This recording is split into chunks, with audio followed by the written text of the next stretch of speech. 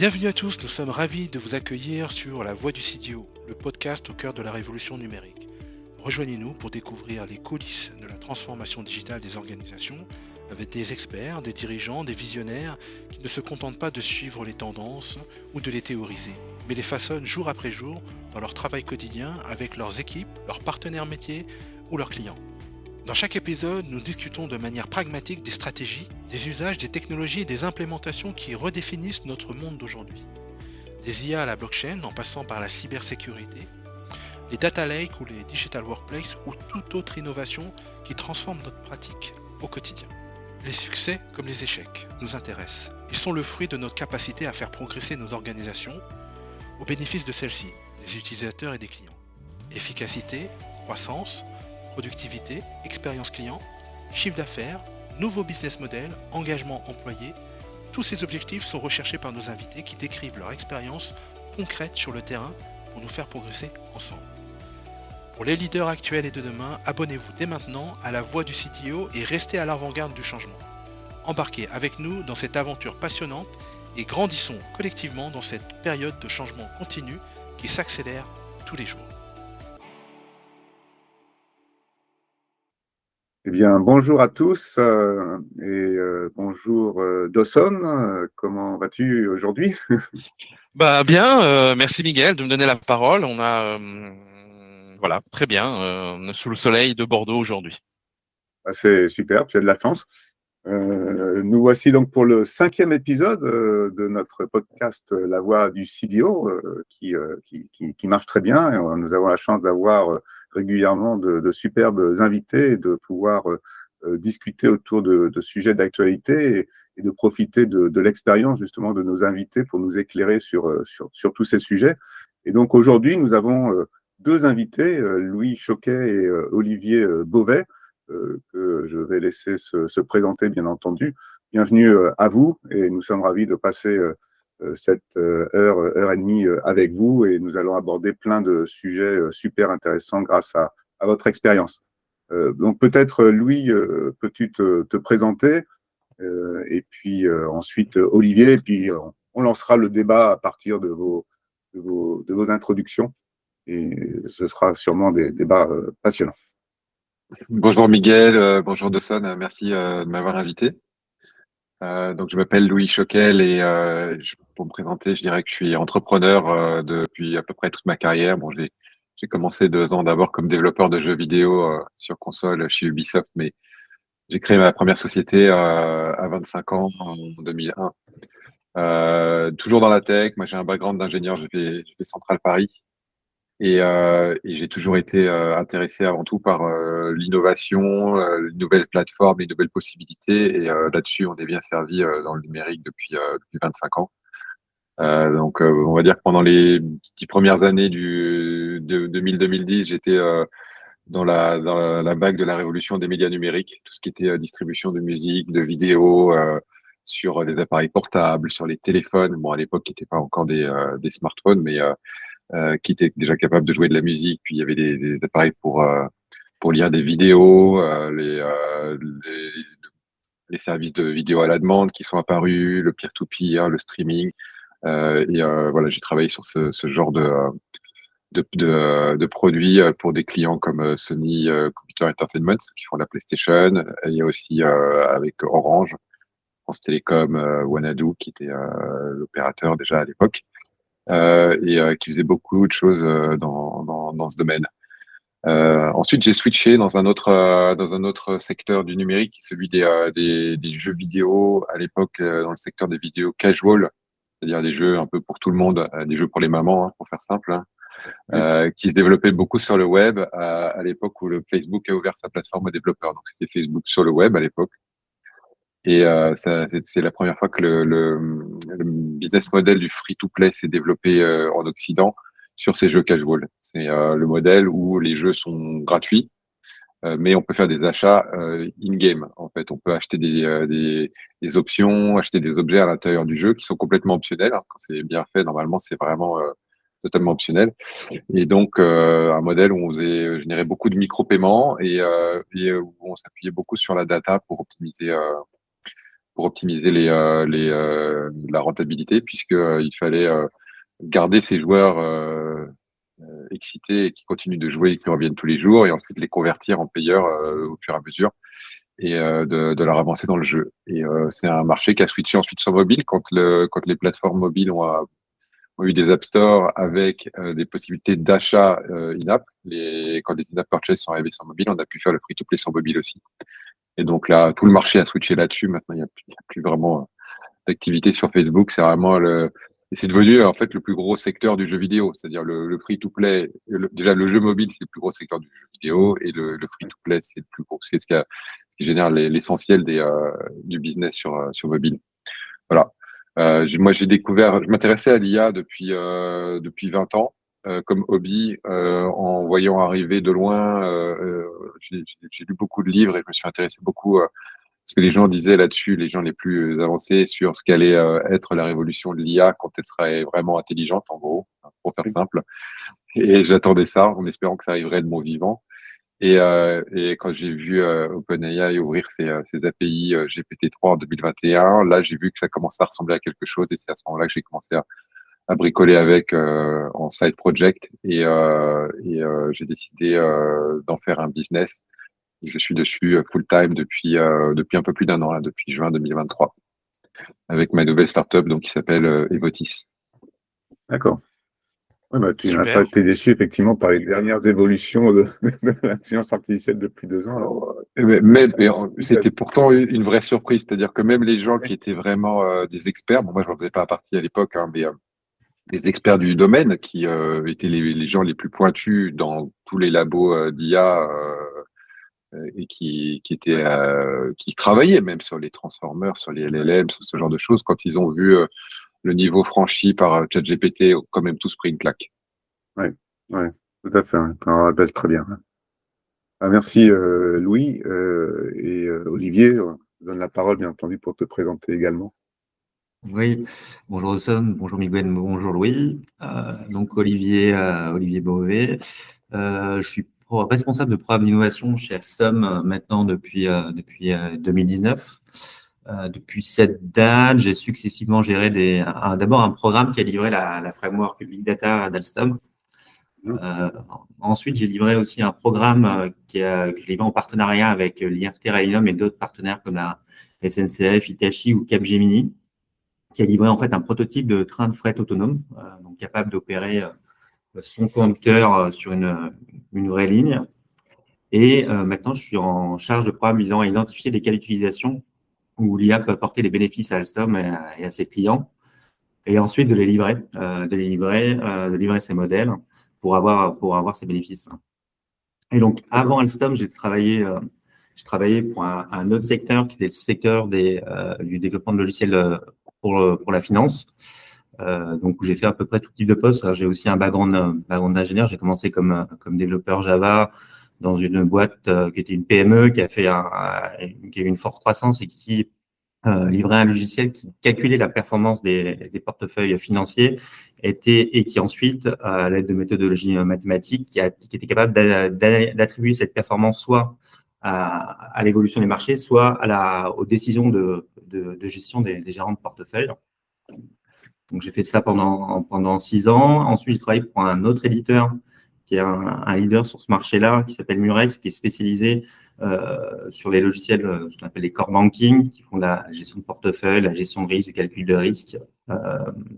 Et enfin, ensuite, j'étais aussi entrepreneur. J'ai fait quelques années d'entrepreneuriat où on a développé une solution pour les gérants de fortune. C'était au moment un peu de la vague FinTech, avec un objectif qui était de digitaliser l'expérience de l'épargne et qui était aussi de fournir des outils plus efficaces à un secteur qui était les boutiques de gestion qu'on a à Paris. On a à peu près 200 boutiques de gestion qui sont des petites sociétés qui gèrent l'épargne de particuliers et aussi qui gèrent des fonds collectifs. Et à la fin de cette expérience, j'ai réfléchi à ce que je voulais faire. Je voulais retrouver on va dire une dimension internationale à mon poste. Et je souhaitais aussi avoir du sens dans ce que je faisais. Et je suis tombé sur Alstom. Donc, Alstom est un leader mondial du transport ferroviaire. Et ce qui m'a Ouais. tout de suite plu, donc le côté international, mais aussi on a un impact avec nos produits direct sur sur le climat. Le ferroviaire étant le moyen de transport le plus Ouais. green, on va dire. Donc ça m'a tout de suite plu. Et en plus, c'était d'abord pour rejoindre l'innovation et gérer les plans d'innovation, donc il y avait une dimension aussi d'entrepreneur. C'est quelque chose qui m'a plu immédiatement. D'accord. Bah, c'est super riche, hein. Beau parcours tous les deux. On va avoir plein de sujets là. Et On a beaucoup de sujets sur énormément de sujets. Moi, j'ai une question dans votre expérience dans des structures aussi importantes et que ce soit Alstom ou chez Sony. Comment vous gériez les priorités sur ces sujets d'investissement avec vos équipes est-ce que c'était par rapport au ROI est-ce que c'était et comment vous arriviez à convaincre, s'il y avait à convaincre votre direction en fait de ces investissements? Est-ce que Louis ou Olivier peuvent Alors, intervenir? en fait, moi, je vais laisser la parole à Olivier parce que j'étais pas employé chez Sony, c'était mon client. D'accord, ok. Et donc, ouais, donc j'étais pas vraiment dans cette problématique-là. Ok. Olivier, peut-être? Oui. Alors, effectivement, quand on est dans une grande structure comme Alstom, on a une partie et un rôle de la fonction centrale, on va dire, du siège, d'impulser des innovations. Donc, il y a une partie d'investissement, on va dire, top-down. Et là, les critères, on va dire, les critères de sélection de use case sont super importants. Donc, effectivement, on a des méthodologies qui nous permettent de pouvoir qualifier les use cases, savoir si ils sont, on va dire, s'ils peuvent apporter un bénéfice important, un ROI important, et si ils sont globalement alignés aussi avec la stratégie de la société. Donc, on a ce type de méthodologie. Donc, il y a effectivement la partie, on va dire, sélection est super importante. Et il y a l'autre aspect, c'est la partie sourcing de use case, c'est d'arriver à identifier dans l'organisation, grâce à l'organisation, des use cases. Donc là aussi, on a des programmes ou des méthodes qui permettent d'aller chercher ces use cases dans l'organisation, de s'adresser aux métiers pour pouvoir essayer de sourcer le plus de use cases potentiels. Et ensuite, il faut qu'on arrive à les sélectionner. Donc, ça ressemble un petit peu à ce que j'ai fait d'ailleurs avant en finance, d'être capable de sélectionner les bons use cases, ceux qui sont alignés avec la stratégie de la société et ceux pour lesquels les bénéfices peuvent être importants, pour pouvoir vraiment, on va dire, focaliser les investissements au bon endroit. D'accord, ok. Est-ce que toi, Louis, tu étais confronté à ces problématiques, peut-être là alors, je sais que tu as une approche, alors peut-être tu pourras nous partager une approche autour de l'IA sur ton entreprise. Est-ce que tu peux nous partager comment toi, tu arbitres peut-être, même à travers tes clients, des, les points d'intérêt? Je ne sais pas si je suis clair. Ouais, je comprends. Je comprends la question. Moi, j'ai été intéressé par la tech depuis que je suis tout petit et l'histoire de la tech et l'histoire des innovations en fait depuis les années 80, depuis le développement du PC, nous montre quand même une certaine voie, une certaine façon d'aborder les choses et qu'on voit dans le rétroviseur quand on voit ce qui s'est passé et que les gens souvent ont du mal à utiliser pour en gros construire l'avenir. Et moi, c'est ça ma spécialité justement. Et donc, je vais être un petit peu plus concret. Euh, Typiquement, quand il y a des nouvelles technologies, ce qui s'est produit régulièrement dans le monde du numérique depuis 30-40 ans, la première chose qu'on fait, c'est qu'on se dit, OK, je vais faire comme avant, mais grâce à ce nouvel outil, je vais le faire mieux. Je vais le faire plus vite, moins cher. Voilà, vraiment, je vais faire la même chose en mieux. Et dans un deuxième temps, où ça peut arriver assez vite, mais c'est vraiment une autre approche, on découvre qu'on peut faire pas seulement genre mieux quelque chose qu'on faisait déjà, mais on peut faire quelque chose de différent, quelque chose de nouveau qui n'existait pas avant. Dans l'histoire de l'ordinateur personnel, du PC, à l'époque, en fait, du coup, plutôt c'était sur l'Apple II qu'est apparu le tableur, par exemple. Et la première fois qu'on a eu un logiciel qui était un tableur, c'était VisiCalc, la société qui avait inventé ça, avant que ça devienne le produit phare de Microsoft avec Excel. Les gens qui avaient inventé ça à l'époque, d'ailleurs, étaient des chercheurs. Et quand ils ont inventé le tableur, ils ne répondaient pas à une demande. C'était pas pour faire mieux quelque chose qu'on faisait déjà avant. Et il y avait pas, du coup, ça répondait pas à un besoin exprimé. Personne disait, ah, bah, moi, j'aimerais bien avoir un truc avec des lignes, des colonnes où je peux mettre des formules et ça me permet de recalculer mon business plan ou ma simulation de technique ou je ne sais quoi. Pourtant, c'est quand même le logiciel qui a fait l'histoire du PC. C'est-à-dire que c'était la catégorie de logiciels la plus utilisée sur PC pendant des années. Je pense que ça a été détrôné probablement par les navigateurs une fois que le web est devenu l'utilisation principale quand même de ces machines. Mais c'était le plus gros impact dans le monde du travail du PC, c'était ça, c'était le tableur. Et donc, comment ça demande une certaine façon de voir les choses et de réfléchir en se disant, OK, on a une nouvelle technologie, qu'est-ce qu'elle va permettre de faire? Et d'essayer de penser aux choses qui sont pas évidentes et de se demander, OK, si ça avait déjà existé, qu'est-ce qu'on aurait fait avec? Enfin, c'est une façon de se poser les questions qui est autre que se dire, OK, voilà mes use cases, voilà comment les gens travaillent, qu'est-ce que ça change dans la façon dont on travaille actuel. Voilà, je sais pas si je suis clair, mais l'idée, c'est en gros, c'est le think outside the box sur la nouvelle technologie en se demandant qu'est-ce que ça va pouvoir faire qui n'était même pas imaginable avant, en fait. Ouais. Je peux peut-être réagir à ce que dit Will. Effectivement, nous, la problématique qu'on rencontre aussi, c'est que quand on va essayer d'identifier les use cases, on s'appuie sur des métiers, sur des gens, sur des experts dans le métier, qui n'ont pas forcément une connaissance ou une idée de ce que l'IA peut apporter. Et donc, on a aussi cette dimension et on doit évangéliser, on va dire, expliquer à un grand nombre ce que peut faire l'IA pour que les personnes puissent elles-mêmes ensuite identifier des use cases out the box, en dehors de, voilà, des choses un peu différentes. Ça, effectivement, c'est un enjeu aussi qu'on rencontre. Oui, mais justement, c'est super intéressant, justement, parce que ça montre bien cette différence entre des innovations qui peuvent venir d'un tout petit groupe de personnes, ou voire parfois d'une personne qui innove en rupture, sans forcément répondre à un besoin, mais parce qu'il y a une idée géniale. Et il y a plein d'exemples dans notre monde numérique depuis des dizaines d'années.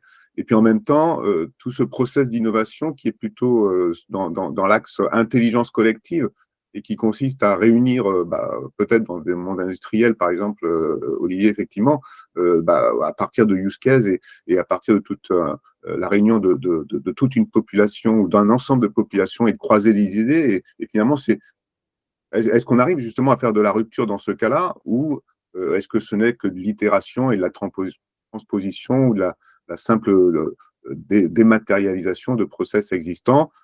Et comment est-ce qu'on gère, y compris dans le monde industriel, justement cette capacité à innover plutôt en rupture? Ou est-ce que ça vient forcément de l'extérieur? Parce que c'est là où on voit que justement plein de startups finalement disruptent des grands acteurs du marché parce que c'est eux qui ont ces idées et ça sort en dehors de ce monde des grandes entreprises. Donc, comment vous arrivez à gérer justement cette dichotomie dans un groupe comme le vôtre?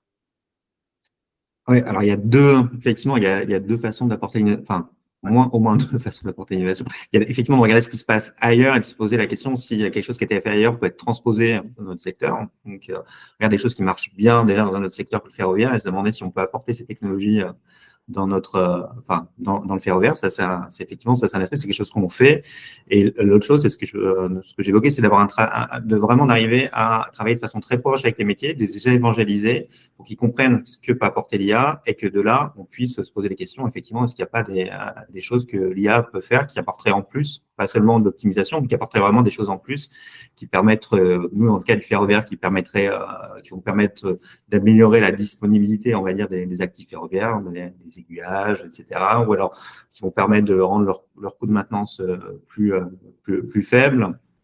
Ou alors, est-ce qu'il n'y a pas des idées qui vont permettre de rendre l'expérience passager plus meilleure? Donc, on va avoir comme ça des idées qui peuvent sortir quand on fait vraiment interagir de façon proche des experts métiers et des experts IA qui ont une bonne idée de ce qu'on peut faire. Et l'idéal, c'est d'avoir des experts IA qui soient à la fois aussi experts du ferroviaire. Ça, c'est encore mieux. Oui. Alors, à propos de… oui, vas-y, Gaston. Louis. Non, vas-y, Louis, très bien. Non, sur ce sujet-là, moi, ce que je voulais apporter, enfin, déjà, on est sur un cas particulier avec l'IA en ce moment parce que, on est dans une situation où il y a déjà des nouvelles possibilités innovantes, il y a des choses à faire, et en même temps, ça avance encore très très vite. Donc, on n'est pas du tout stabilisé sur voilà l'état de l'art, ça s'arrête là, qu'est-ce que vous faites avec? Si c'était le cas, s'il y avait un consortium international qui décidait stop, on arrête d'entraîner des IA de plus en plus puissantes, on s'arrête à GPT-4 et Claude 3.5 et stop. Maintenant, débrouillez-vous avec ça. Il y aurait quand même 10 ans de boulot pour inventer des nouvelles plateformes, des nouvelles applications et des choses comme ça. Mais en plus, il se trouve que les technologies sous-jacentes sont quand même en train de progresser. Ça crée un défi, aussi en fait un potentiel extraordinaire pour des startups comme la nôtre, parce qu'en fait, on est en train de construire des choses qui marchent maintenant, mais en se disant, OK, la même chose avec un modèle encore plus puissant sous le capot, qu'est-ce que ça donnera dans 1 an, dans 2 ans, dans 3 ans?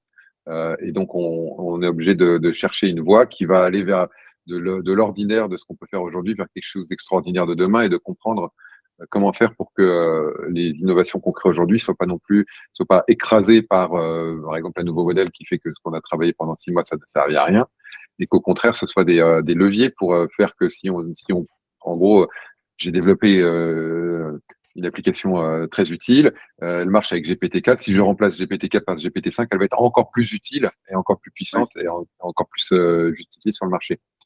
Ça, c'est la difficulté. Oui. Là, ce que je voulais ajouter aussi, pour détecter finalement, j'ai envie de dire, quels sont les killer apps en fait. Moi, je suis à la recherche de la killer app, comme je disais en fait, Visical, c'est comme ça qu'on appelait ça. C'était la killer app du PC, la killer app de l'IA. Où est-ce qu'on peut la trouver? Il faut réaliser d'abord que ça permet l'IA aujourd'hui de faire à des machines ce qui ne pouvait être fait que par des humains précédemment. Ok. On pourrait rentrer dans le débat de savoir est-ce que c'est intelligent ou pas intelligent, mais on verra si on a le temps de parler de ça et de savoir si on met l'étiquette intelligence dessus. En tout cas, ce qui est clair, c'est que ça fait des choses qui sont utiles dans les entreprises, qui du coup représentent du temps, de l'argent des gens dans les entreprises, et qui étaient uniquement faisables par les humains au préalable. Et donc, le réflexe classique, automatique dont je parlais avant, on se dit du coup, on va pouvoir remplacer ces tâches faites par des humains par des tâches faites par la machine, et ça va nous faire des économies, des optimisations, etc. Maintenant, ce qui se passe, c'est qu'en fait, c'est comme ce sont des machines qui font tourner ces IA, on a quand même des facteurs hyper importants à prendre en compte. Comme par exemple, si à partir du moment où vous avez une IA qui sait faire quelque chose, vous pouvez avoir 10 IA ou 100 IA ou 1000 IA qui font la même chose. Vous pouvez démultiplier la capacité de travail sur un sujet. Et vous pouvez aussi, si vous avez la bonne architecture, là pour le coup, c'est quelque chose qui n'est pas encore vraiment disponible sur le marché, c'est le genre de choses sur lesquelles on travaille chez Evotis, la plateforme qui permet aussi de résoudre des problèmes plus compliqués. Il faut avoir lu, je sais pas, 1000 documents et avoir trouvé, intégré toute cette information de manière cohérente pour réfléchir dessus et faire un travail, en gros, qui va au-delà de l'humain. Donc, en gros, je résume, puisqu'on a une IA qui est capable de faire de l'humain et qu'on peut la démultiplier avec des architectures logicielles, du coup, on est capable de faire un travail surhumain. Et à partir du moment où on a ça, on peut aller chercher finalement des choses, au lieu de simplement faire des tâches existantes par les IA, on peut leur faire des tâches qui n'existent pas aujourd'hui. Et parmi les tâches qui n'existent pas aujourd'hui, il y en a au moins 2 classes. On va dire, il y a les tâches qui n'ont aucun intérêt, c'est pour ça qu'on les fait pas aujourd'hui. Celles-là, on les jette à la poubelle, ça nous intéresse pas. En revanche, il y a une autre qu'il faut vraiment prendre en compte, c'est les tâches qu'on ne fait pas aujourd'hui, parce que ce n'est pas humainement possible de les faire par des humains. Ce serait trop long, trop cher, il faudrait trop de gens, il y aurait trop de documents à lire, il faudrait trop de temps pour y réfléchir, il faudrait intégrer trop d'informations en même temps, etc., etc. Il y a des tâches comme ça cognitives qu'on est habitué à ne pas faire par des humains parce que c'est pas possible. Et si c'est possible avec l'IA, ces tâches qui sont pas humainement possibles, elles peuvent avoir une valeur extraordinaire. Et c'est en fait en travaillant là-dessus qu'on va créer quelque chose de complètement nouveau. Et là, on a un vrai terrain de jeu, puisqu'il suffit de réfléchir. C'est comme quand on se dit on va réfléchir à moyen illimité. On se dirait dans cette entreprise, pourquoi est-ce que vous ne faites pas ceci, cela? Ah ben non, c'est trop gros comme mission. Il faudrait des seniors pour travailler sur ce sujet parce que c'est compliqué, mais des seniors, on n'en a que 3, il en faudrait 300. Et donc on se dit, ok, c'est pas possible. Et là, on peut commencer à se dire, bon, ok, si c'est possible, qu'est-ce que ça change après dans l'entreprise et dans l'organisation? Est-ce qu'on a généré de la valeur et est-ce qu'on a transformé la façon de travailler? Est-ce que tu as un exemple plus concret encore? Tu as cité des milliers de documents peut-être à traiter, oui, bien sûr. Des seniors, mais est-ce que tu as un exemple très concret qui sera encore plus parlant de ce que tu décris? Oui, bien sûr, tout à fait. En fait, nous, on cherche à la croisée de deux typologies de problèmes qui sont pas humainement possibles. C'est les gros problèmes, c'est trop gros. Et c'est les gros projets, on va dire, et les hard problèmes, c'est les problèmes qui sont trop difficiles. Donc, l'exemple concret que j'ai à vous donner, c'est celui, par exemple, d'un procès sur un gros projet, par exemple, un gros projet business qui a duré pendant des années, plusieurs centaines de millions d'euros de budget. Il y a un gros procès. Et donc, du coup, il y a des milliers de documents. L'ordre de grandeur dont on va parler, c'est 3000 documents, 10 000 documents. C'est des documents complètement disparates. Il va y avoir des contrats, des comptes rendus de projet, des emails, tout ce que vous voulez, des rapports d'audit qui ont été faits, etc., etc. Personne ne sait tout parce que ça a changé de chef de projet. Ce gros projet à plusieurs centaines de millions, il a changé de chef de projet 5 fois. Et voilà, il y a un gros procès. Et en fait, la question à ce moment-là, pour chacune des parties, en l'occurrence, c'est comment faire pour gagner le procès. C'est une question difficile. Et la question comment gagner le procès n'est pas écrit, c'est pas écrit dans les documents. C'est pas comme si je faisais un search avec un vector store, un RAG, les techniques d'IA basiques d'aujourd'hui. On se dit, je vais chercher, je vais poser la question comment gagner le procès, et puis ça va me renvoyer une réponse en trouvant dans un doc la réponse comment gagner le procès. Cette réponse, elle doit être construite. Et là, comment on fait aujourd'hui avec les avocats, les humains qui répondent à ce genre de demande, c'est OK, il y a 3000 docs, hein, donc il va falloir tous les relire, il va falloir chercher. Par exemple, hier, le témoin a dit ça, est-ce qu'il a menti? Comment on va faire pour montrer qu'il a menti? Et alors là, ce qu'on fait, c'est qu'on fait venir 10 avocats dans la salle de réunion, on leur dit vous êtes là pendant tout le week-end, et vous allez passer le week-end à relire les 3000 docs. Il n'y en a pas un seul qui va lire les 3000 docs, ils vont être à 5, ils vont se partager les docs. Donc après, ils vont devoir parler entre eux pour essayer d'échanger de l'information. Et donc, il va y avoir un problème d'intégration de l'information. Il va y avoir un autre problème, c'est que peut-être on a mis des juniors parce qu'il en fallait 10, et on n'avait pas 10 partenaires à mettre sur le coup. Et donc, c'est pas les plus expérimentés, c'est pas forcément les plus compétents. Et donc là, l'idée, c'est, OK, relire 3000 documents, est-ce qu'on peut confier ça à l'IA? Combien de temps il lui faut? Si pour lire un document vraiment de fond en comble, il lui faut, disons par exemple une demi-heure, 10 000, une demi-heure pour 3000 docs, on n'a qu'à lire les 3000 docs en parallèle en lançant 3000 instances d'IA. Une demi-heure après, tous les docs ont été lus. Et après, on va lancer un process d'intégration de l'information pour trouver les incohérences, trouver les axes, bien sûr prendre en compte tout le savoir-faire qu'on peut avoir quand on est, par exemple, avocat pour gagner des procès dans ce genre de secteur.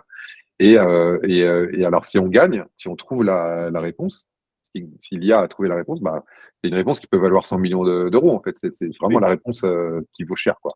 Et donc, en gros, en résumé, là, dans certains cas, ça va être une tâche qui n'est pas humainement possible parce que si je dis il y a 3000 documents, si jamais on n'avait que 2 heures pour les lire, si on n'a qu'une semaine pour lire 10 000 documents, et même c'est titanesque d'avoir tous ces éléments en tête en même temps. L'humain qui lit tous les documents, OK, il a sa culture, il a son background, il connaît le contexte, mais est-ce qu'il va se souvenir des détails? Est-ce qu'il va capter tous les éléments? C'est là-dessus qu'on va chercher avec une IA la capacité surhumaine à faire ce genre de choses. Et là, ça veut dire que les Oui. IA sont capables d'interagir entre elles, qu'elles sont capables de raisonner, qu'elles sont. Donc, on rentre dans le monde, donc on commence à parler beaucoup des agents, peut-être, d'IA, c'est ça? Exactement, oui, c'est les agents dans le sens où on leur fait faire des étapes les unes après les autres et pas juste un appel à une requête IA avec question-réponse, mais en fait des capacités déjà de raisonnement. Bon, déjà raisonner avec un système que ce soit pas juste la réponse intuitive, ce qu'on appelle system one thinking, qui consiste à je te pose une question, tu me réponds du tac au tac. Par exemple, si je te demande qu'est-ce qui est plus lourd, un kilo de plume ou un kilo de plomb, tu me réponds du tac au tac, tu vas dire évidemment que c'est 1 kilo de plomb, parce qu'en fait, tu n'as pas pris le temps de réfléchir. Bon, peut-être tu connais déjà le piège, mais un vieux LLM serait tombé aussi dans ce piège-là. Et remplacer ça par un système de réflexion où en fait on va réfléchir étape par étape en se posant des questions et en créant un raisonnement et en vérifiant à chaque étape du raisonnement si on a bien avancé, si c'est correct, etc.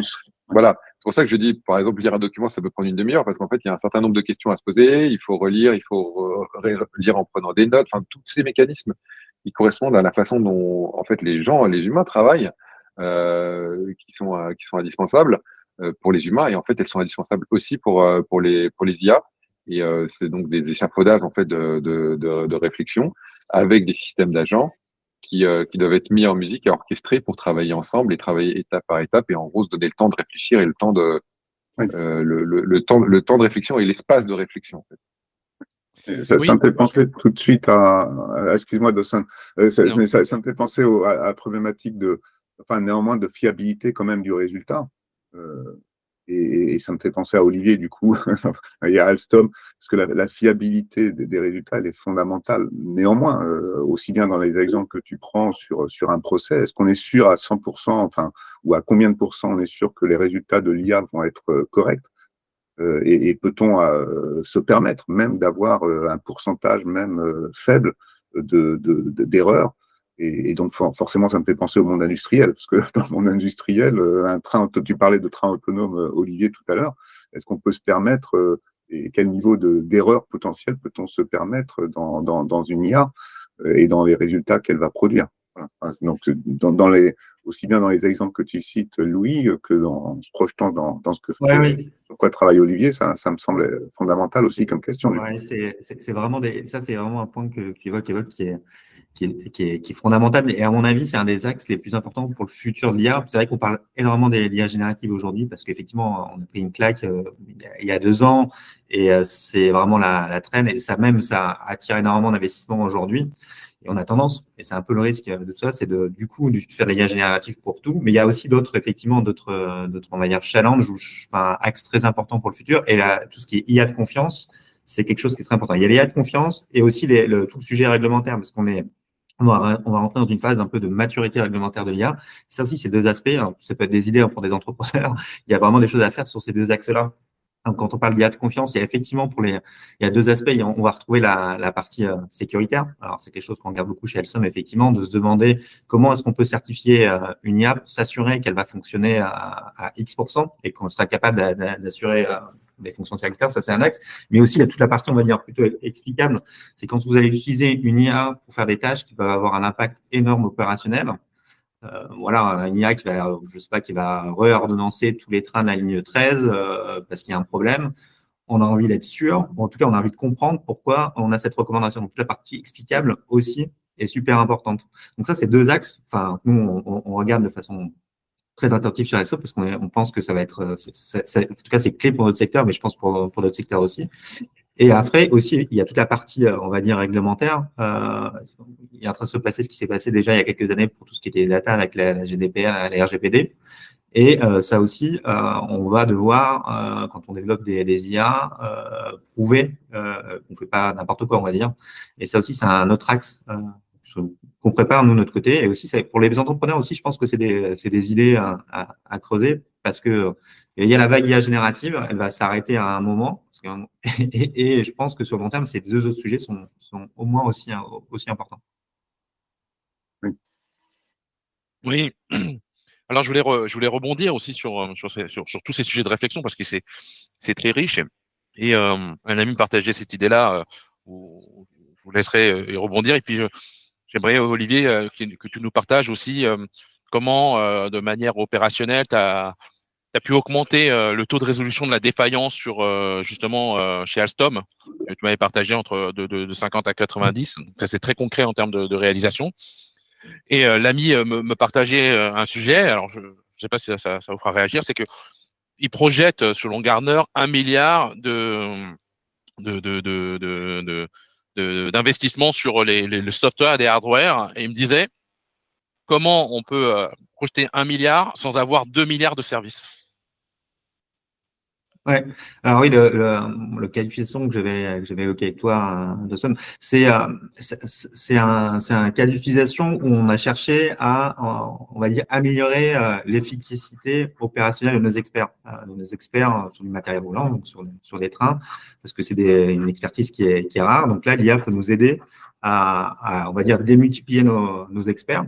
Et le cas très concret, on a aujourd'hui nos mainteneurs s'appuient sur des bases de données pour déterminer on va dire les causes de problèmes. C'est-à-dire quand ils ont un train qui rentre dans le dépôt, ils vont constater un défaut sur un matériel et ils vont se poser la question de quelle est la raison de ce défaut et comment le résoudre. Donc aujourd'hui, ils s'appuient seulement sur des bases de données, ce qui est déjà très bien. Donc avec cette base de données, ils arrivent à résoudre, on va dire, un cas sur 2. Après, ils doivent chercher plus. Et ce qu'on a fait, on s'est appuyé sur des bases de données d'un grand nombre de projets où on avait des historiques de résolution, c'est-à-dire la description du problème et ensuite la partie du train qui est fautif et comment est-ce qu'on a fait pour le résoudre. On s'appuie sur ces bases de données. Alors, c'est des bases de données de projet un peu dans tous les pays, dans toutes les langues. Et à partir de ces données-là, on a construit, on va dire, une sorte de chatbot où le mainteneur peut décrire le problème qu'il rencontre et automatiquement, notre application, l'outil va sortir la liste des causes les plus probables et va ensuite pouvoir être capable de déterminer et d'expliquer comment le corriger. Donc ça, c'est une façon assez efficace de vraiment démultiplier la capacité des experts. Et ce qu'on observe là, c'est quelque chose qui commence à être en production et on a les premiers résultats, c'est qu'on arrive à passer de 50% de cas de résolution avec l'ancien outil à 90% grâce à cet outil. Et ce qui est aussi intéressant, c'est qu'avec ces technologies, c'est qu'on peut le décliner dans toutes les langues. Donc, comme on est une entreprise globale, on peut le déployer dans n'importe quel pays, n'importe quel dépôt. Et ça, c'est très intéressant. Et c'est un taux d'accroissement des résultats énorme, là, de 50. Oui, et c'est facile de voir, et c'est facile de constater le ROI, parce qu'on a d'autres use cases où on arrive à avoir une bonne idée du ROI, mais c'est pas toujours évident vraiment le transformer vraiment en euros très clair. Là, c'est vrai que sur ce cas-là, on y arrive assez facilement. Donc, c'est une combinaison de RAG, donc analyse de tous les cas précédentes, et puis la partie LLM sur la partie chatbot pour le conversationnel, c'est ça? Pour converser, et la partie aussi interprétation parce que la description du problème est en langage naturel. Donc, il y a tout ce qui est NLP pour comprendre la description du problème. Et dans chaque projet, dans chaque des bases de données, la description du problème, elle est dans différentes langues et elle est aussi dans des styles textuels différents. C'est-à-dire qu'on a dans certains pays, on a des experts qui vont décrire le problème qu'ils avaient rencontré de façon assez synthétique et assez, alors juste quelques mots. Et il y en a qui vont être des textes qui vont être beaucoup plus riches. Donc ça aussi, c'était une difficulté pendant ce projet-là, c'est de pouvoir, quand on interprète la base de données, de pouvoir essayer de gérer ces différents types de langues déjà, mais aussi différents types de styles textuels, on va dire. Donc, par rapport à une base de connaissances traditionnelle, parce que j'imagine que c'est ce que vous aviez quand même déjà avant, une base de connaissances dans laquelle les experts là, pouvaient quand même venir piocher avec peut-être des moteurs de recherche tout simples, entre guillemets. Là, c'est cet avantage énorme, c'est effectivement cette capacité à retraiter l'information et avoir en plus cette partie conversationnelle, multilingue en plus, qui permet effectivement de ressortir en détail l'ensemble des résultats, quoi. Ça nous permet de rejeter en langage naturel, tout à fait. Ouais. Okay. Ça résonne avec ce que disait Louis, c'est-à-dire cette capacité à finalement à créer, à démultiplier ce que pour une entreprise, ça aurait été difficile d'avoir autant de gens qui suivent chacune des défaillances, pardon. Et là, à l'échelle monde, coordonner, manager et analyser, quoi, aussi. Oui, tout à fait. Et d'avoir accès, on va dire, à une expertise beaucoup plus facilement, effectivement. Ah oui, Olivier, j'imagine si vous auriez pu lancer un projet, mettre une équipe avec des gens dont le job va être de relire toutes les notes qui ont été prises dans tous les pays, dans toutes les langues et les remettre au propre dans une base de données. En fait, cette mission-là, tu l'as fait jamais en vrai. Tu l'as fait là maintenant. Ça marche avec l'IA, mais tu l'aurais pas fait avec des humains, en fait. Non. Sinon, l'alternative, c'est ce que je dis, c'est la base de données qui revient à parcourir des manuels, en fait. Avec l'IA, ça te permet vraiment de requêter dans les manuels et plus tout ce qu'on a rencontré par le passé, quoi. Ça, c'est super intéressant. Et c'est vrai que le côté multilingue, en plus, est assez extraordinaire dans les LLM, parce qu'il suffit d'avoir des sources dans une langue pour pouvoir la requêter dans n'importe quelle langue. C'est impressionnant, quoi. Ouais. Je pourrais ajouter un petit mot à propos du sujet du sujet de la fiabilité Bien sûr. le pendant hallucination. Je pense que en fait, on a une problématique qui est que si on veut intégrer beaucoup d'informations, on va faire un gros prompt. Vous savez, c'est les context windows qui sont de plus en plus grands, donc on peut rentrer en gros de plus en plus d'informations à l'intérieur d'une requête faite à un LLM. Mais plus on en met, moins on a d'attention sur les détails. Et donc on est en fait en recherche d'une espèce de compromis sur en gros la taille idéal pour avoir les bonnes explications du problème, les bonnes informations dont on a besoin à un moment pour poser en gros une question ou donner une tâche à un LLM. Et voilà, il faut que ce soit suffisamment riche de contenu dans le contexte pour être pertinent. Et en même temps, il faut que ce soit le plus petit possible pour être sûr que tous les détails vont être pris en compte et vont être appliqués. Et c'est là qu'on a le problème, c'est que si on veut quelque chose de complètement générique qui sache répondre à tout et n'importe quoi, on va pas pouvoir avoir la fiabilité qu'il faut parce qu'on va pas pouvoir mettre tous ces éléments dans le contexte. Et donc, ça devient un art qui est pour chaque tâche et à chaque instruction, chaque étape du workflow d'agent, dont je parlais tout à l'heure, à chaque étape, il faut avoir les bonnes informations dans le contexte. Et dans certains cas, même le fait simplement d'avoir un RAG type Vector Store, qui est la technologie, on va dire, à la mode aujourd'hui, qui permet d'aller retrouver dans une base documentaire juste le bon paragraphe ou les bonnes quelques lignes qui parlent du sujet. Même quand on a ça, on a retrouvé l'information. Moi, j'ai croisé des cas dans des domaines où les questions peuvent être mal posées, un petit peu ambiguës, les paragraphes peuvent être rédigés de manière parfois différente et aussi empreint d'ambiguïté. On se retrouve, moi j'ai croisé des cas comme ça, où si tu as le bon paragraphe dans ton prompt, tu as la question, et le LLM se trompe quand même si c'est juste quelques lignes. Et on se rend compte qu'en fait, ça ne suffit pas pour avoir la fiabilité attendue. Et en fait, nous, on a creusé sur le sujet chez Evotis pour en gros se battre avec et voir comment faire en fait, d'où vient l'erreur et comment faire pour éviter l'erreur. Et on a découvert que ce qu'il fallait, c'était avoir la compétence du sujet précis de la question, en plus du contexte. Et donc la question à ce moment-là devient comment intégrer cette compétence spécifique d'un métier ou d'un secteur, ou même juste d'une question particulière dans un métier, comment intégrer cette compétence aussi dans le prompt. C'est ce qu'on appelle le in-context learning, c'est-à-dire que par rapport au machine learning, où on peut faire du réentraînement, du fine-tuning, on part d'un modèle, donc des poids, des valeurs numériques dans une matrice, on les fait évoluer pour apprendre un domaine particulier. Ça, c'est quelque chose qui se fait une fois, et après, on a un modèle, on va dire, spécialisé dont on peut se resservir. Moi, je parle pas de ça, je parle du in-context learning, c'est-à-dire que l'explication du métier, de comment faire pour travailler sur ce sujet, est intégrée aussi dans le prompt. C'est comme si on avait des anti-sèches le jour de l'examen, avec rappeler les questions qu'il faut se poser, la checklist, quelles sont les réponses classiques à telle ou telle question. Et une fois qu'on ramène cette compétence-là dans le contexte pour l'IA, à ce moment-là, on obtient des bonnes réponses. Et donc, c'est tout un univers comme ça d'échafaudage, vraiment de fonctionnalités à ajouter autour des LLM, enfin, de tous les modèles multimodaux, en fait, pour compléter et avoir une intégration assez intime entre la partie IA et la partie logicielle, pour lui permettre comme ça d'avoir tous les éléments pour trouver la fiabilité. Et ça fonctionne. Mais un métier, c'est une base, c'est une quantité d'informations et de connaissances absolument énorme. On ne peut pas juste la réintégrer in contexte sous forme de prompt. Oui. Quand on prend les modèles les plus intelligents sur le marché aujourd'hui, ils ont déjà une grande culture générale. Oui. On peut déjà parler avec eux de cuisine, de musique, de contrat, de santé, etc., etc.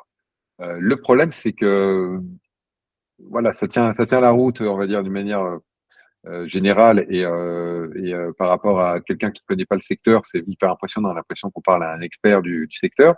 Et en fait, quand on demande à un expert de vérifier, il va se rendre compte que c'est un petit peu superficiel. Il n'y a pas la compréhension forcément profonde, mais il y a la culture générale. Et en fait, ces IA savent un tas de choses.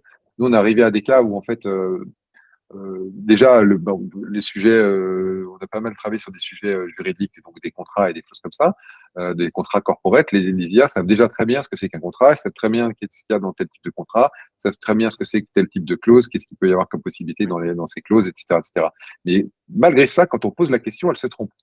En revanche, si on lui dit d'abord, rappelle-toi qu'est-ce que c'est que ce genre de document, rappelle-moi ce que c'est que cette clause, rappelle-moi ce que c'est que le concept juridique derrière, et l'IA elle-même ressort son savoir-faire à elle-même, comme si elle reprenait ses notes au brouillon, et une fois qu'elle a bien tous les éléments en tête, à ce moment-là, elle répond correctement.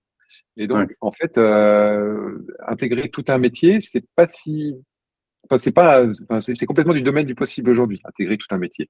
Parce que l'IA a la culture générale de base, et parce qu'elle a même une culture qu'elle est capable elle-même d'aller retrouver, mais il faut lui donner le temps de réfléchir, le temps de retrouver ses informations, de retrouver son savoir-faire et de savoir comment s'en servir. Oui, alors moi ça me pousse, ça me rappelle des conversations que j'ai eues sur l'intégration des nouvelles technologies au sein d'une entreprise. C'est souvent ça a été on a tous connu ça pendant des années, ça a été une barrière à l'entrée. On a vu les serveurs ou les processeurs qui étaient dans des immeubles entiers pour faire des calculs qu'aujourd'hui on a sur un iPhone. Donc les métiers étaient souvent contraints par cette limite technologique. Et aujourd'hui, l'arrivée de l'IA, et on a l'impression que on a un peu plus de liberté, mais on est toujours dans cette contrainte d'intégration transversale d'une nouvelle technologie dans chacun des métiers. Là, je trouve que Louis, tu parles du juridique. Juridique est un pan d'une entreprise, et Olivier parle plutôt de la maintenance et du corps du métier à part entière, mais qui est aussi une brique de l'entreprise. Et là, c'est comment on peut interférer l'ensemble des verticales d'une entreprise, que ce soit les finances, les ressources humaines, le juridique, avec de la précision, parfois sur des sujets internationaux, et tout ce qui est gestion je dirais, du matériel et des outils à disposition, et du commercial et du marketing pour avoir finalement quelque chose de global, en fait, pour prendre une décision. Et, euh, et, et je te laisse cette question-là, disant, est-ce que on se retrouve pas dans la même problématique qui a toujours été, c'est à dire, est-ce que les métiers peuvent aujourd'hui utiliser la technologie, que ce soit l'IA ou une autre, pour pouvoir créer et appuyer leur métier à part entière? Est-ce que c'est pas ça plutôt la question? Alors, je sais pas si j'étais clair. Je Ou pense, sinon, ouais, non, mais, non, mais effectivement, ça rejoint un peu ce que j'évoquais au début du podcast. Ce qui est, enfin, ce qui me semble important, c'est toute la partie, on va dire, évangélisation de chaque métier. En tout cas, d'avoir peut-être un peu comme des champions dans chaque business line, chaque métier, qui ont une connaissance de ce que peut apporter l'IA pour ensuite pouvoir porter des changements au sein de leur métier, apporter des innovations, être un support pour les équipes IA, pour travailler sur des sujets qui ont vraiment un impact. Donc ça, c'est une façon de diffuser, je pense, de nouvelles technologies. C'est d'avoir un peu ce qu'on appelle des champions dans certaines organisations, des gens qui ont à la fois cette expertise métier et qui ont une bonne culture de ces nouvelles technologies et qui vont pouvoir aider l'organisation à infuser, à tirer le mieux de ces nouvelles technologies. Parce que ça, c'est important. alors ça me fait rebondir. Comment, selon vous, on pourrait identifier ces profils-là, en fait, ces ambassadeurs dans chacun des métiers?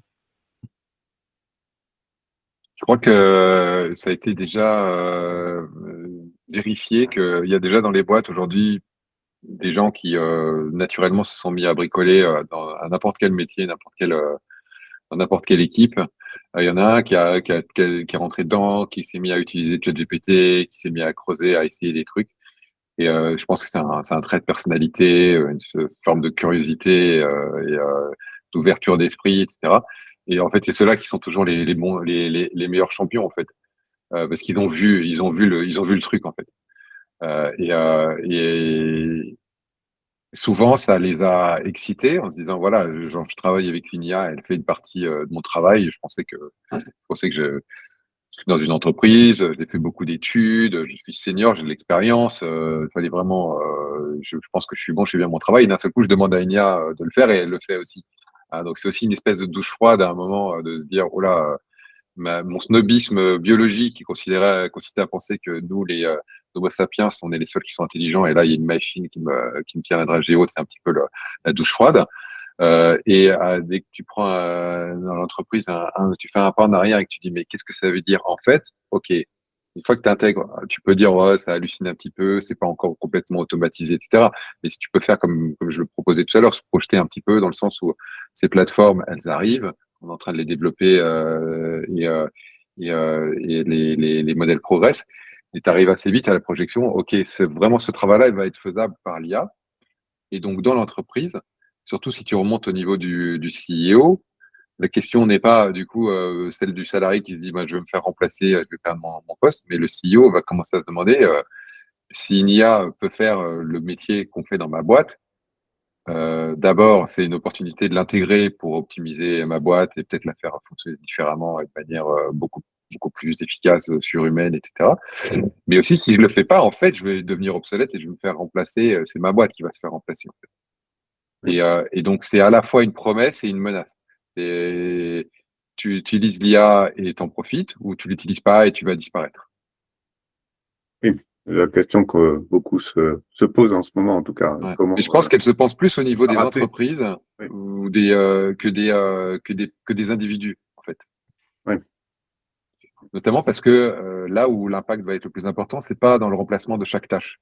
C'est dans la nouvelle façon de travailler qui devient possible, en fait. Oui. Et celle-là, Ouais. elle va rendre certaines entreprises complètement obsolètes. Je Oui. reprends ce que je disais tout à l'heure. Si imagine des tâches qui sont pas faites aujourd'hui parce qu'elles sont pas humainement possibles, mais si on pouvait, c'est ça qu'on ferait. Comme ça fait longtemps on sait que c'est pas possible, les gens se sont organisés autour du fait que c'était pas possible de faire ce qu'il faudrait faire. C'est-à-dire, je sais pas mal dire, c'est 50 000 documents, avoir une réflexion de 3 mois en 1 heure sur le sujet, etc. Et donc, en fait, quelque part, l'organisation qui est faite autour, c'est comme si chaque personne les équipes étaient organisées comme une espèce de workaround autour du fait que ce n'est pas possible de faire ça. Oui. Parfois, c'est même toute l'organisation qui est un workaround autour de, on peut pas, Oui. je vais prendre un exemple clairement, le search te dit, tu vas voir les gens dans les entreprises, te disent tu leur demandes comment ils travaillent, ils te disent, bah voilà, moi j'ai besoin d'écrire un document, donc je cherche une information, donc je fais du search. Et c'est un peu galère de trouver les bons documents. À chaque fois, ça me prend 3 heures de trouver le bon truc. Et là, on te dit, OK, utilise l'IA pour faire un search avec de l'IA sémantique. Tu vas trouver ton document au bout de 5 minutes au lieu que ça prenne 3 heures. On va optimiser ton travail. Et là, on a juste optimisé une tâche qui existait. Et si tu fais sauter la digue en disant, en fait, maintenant, il y a un système qui a intégré toute l'intelligence de l'entreprise ou toutes les données dont on a besoin, à ce moment-là, cette personne-là n'a plus besoin de faire un search, en fait. Le search, c'était un workaround parce qu'elle n'avait pas accès à l'information complètement intégrée. Et du coup, la question ne devient plus optimiser son search. Elle devient, OK, maintenant que c'est possible de faire ça, comment on s'organise? Et je pense qu'il y a des équipes qui sont organisées comme des workarounds. Je pense même qu'il y a des secteurs où certaines entreprises sont des workarounds. C'est-à-dire que les entreprises, une fois que la digue a sauté et qu'on peut faire cette tâche comme elle doit être faite, on ne faisait pas juste parce qu'elle n'était pas humainement possible. Et maintenant, on peut la faire. Il y a une entreprise qui n'a plus raison d'être. Oui. Donc, Donc ça veut dire à que mon ce que avis, tu es en c'est à train cette de... échelle-là. Voilà. Tu es en train d'expliquer, c'est qu'il va y avoir du coup un avantage compétitif absolument gigantesque pour une entreprise qui aura réussi à sauter, à passer ce palier en fait. Ouais. Et d'autres qui qui ne serviront plus à rien. Oui. Je sais pas, je prends un exemple. C'est marrant parce qu'on les cite souvent. C'est ces gens qui font des études sur des études de marché, prédiction, l'évolution du marché, les Gartner, les Insights, et tous ces consultants en fait qui nous prédisent l'avenir et qui nous disent voilà les métiers qui vont être remplacés par des IA. Et à chaque fois que ces documents, je me demande à quel paragraphe, dans quelle partie est-ce qu'il va parler du fait que le job qui va être remplacé par une IA, c'est le job du mec qui est en train d'écrire Leur ce propre dossier-là. métier. Ah oui, qu'est-ce qu'il fait? C'est quoi son métier? Il va intégrer toute l'information d'un secteur, toutes les entreprises, toutes les données, etc. Puis ensuite, essayer de construire un modèle et essayer de faire des projections vers l'avenir, etc. C'est un job qui peut être fait par une IA, mais dans ce cas-là, l'exception, c'est pas le job de ce consultant-là. Il y a des boîtes qui sont entièrement construites autour de ce genre de prestations. Oui, oui, tout à fait. Faire des études de marché, intégrer plein d'informations et réfléchir dessus. Donc, c'est là, pourquoi comment fonctionnent ces boîtes? Pourquoi elles existent sur le marché? Parce que ils ont des clients qui, à un moment, vont leur demander une analyse ou une étude de marché parce que, bon, en interne, dans les boîtes, les gens n'ont pas le temps de le faire, mais ils en ont besoin. Ils avaient un système qui le faisait pour eux de manière automatique et qui soit même peut-être probablement branché en permanence de la veille, etc., avec tous les insights dont ils ont besoin sur leur marché, les potentiels de transformation, les stratégies possibles, etc., ils n'auraient pas besoin d'aller voir des consultants en costard-cravate pour Bien leur sûr. demander de faire l'étude. Ouais. Non, super intéressant comme réflexion, effectivement. Je voulais alors, pas changer un petit peu de sujet néanmoins, mais enfin revenir sur deux choses que dans l'introduction d'Olivier, qu'Olivier avait mentionné, qui étaient les trains autonomes et l'impact climat. La direction prise dans cette voie des trains autonomes, enfin où est-ce qu'on est Alstom, enfin sans dévoiler de secret, qu'est-ce qu'il est possible de dire en tout cas, et cette direction, parce que train autonome veut dire non supervisé par un humain, j'imagine, donc totale autonomie. Donc est-ce que c'est une vraie réalité et comment, voilà, où est-ce qu'on en est dans ce domaine? On en est à des stades de prototype. Il faut savoir qu'il y a des groupes de travaux européens de standardisation sur le train autonome, dont l'objectif, c'est de sortir des standards d'ici 2030. Donc, c'est pas pour tout de suite. Par contre, ce qui est vrai, c'est qu'on a développé toute une série de technologies. Ces projets de train autonome nous ont permis de développer toute une série de technologies qu'on commence, nous, à déployer chez nos clients, je pense. On a développé, par exemple, une solution qui permet de lire automatiquement les signaux. Vous savez, dans un train, vous voyez sur le côté de la droite, il y a les signaux. Quand ça passe au rouge, ça veut dire qu'il y a un train devant et donc le train doit s'arrêter. Quand c'est en orange, il faut ralentir. Donc, on a développé à travers ces projets de train autonome un système qui est capable de lire automatiquement ces signaux. On a travaillé aussi sur des sujets comme la détection d'obstacles. D'être capable automatiquement de voir devant le train et d'être capable d'identifier le type d'obstacle sur la voie et de réagir de façon adéquate. C'est-à-dire, si c'est vraiment une personne assez ultra urgent, il faut s'arrêter. Si c'est on va dire, un lapin qui passe, c'est pas la même réaction. Donc, ça nous permet de développer ce type de technologie.